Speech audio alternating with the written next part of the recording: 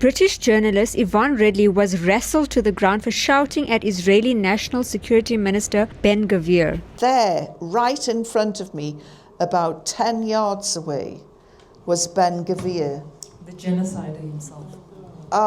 And he was stomping around, swaggering, smiling, sucking up so much joy at seeing all of this misery and mayhem going on. And he was saying, you're going to prison for a very long time. And I don't know what happened, but I just ran forward with my hands with these little hand ties on, shouting towards him from the river to the sea.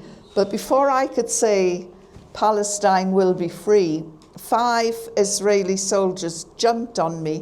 One grabbed me by the throat, another put his hand over my mouth, another pinched my nose. They just wanted to shut me up. Yvonne was among 400 activists detained by Israel on international waters who were trying to break the siege on Gaza. Even though she was detained by the Taliban in 2001, she described being in an Israeli jail as inhumane. We used to call the female prison officers chihuahuas because they were aggressive, yappy little things. Trying to get the attention of the chihuahuas to say, for God's sake, there's a woman who's struggling to breathe.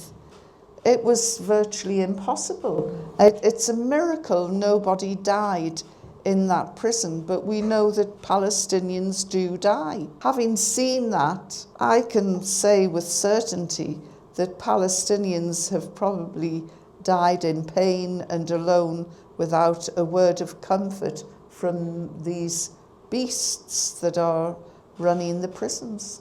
On a tour of South Africa with Salaam Foundation, Ridley says her experience with IDF soldiers was nothing compared to what Palestinian women endure every day. What I saw and witnessed over those 6 days was not human.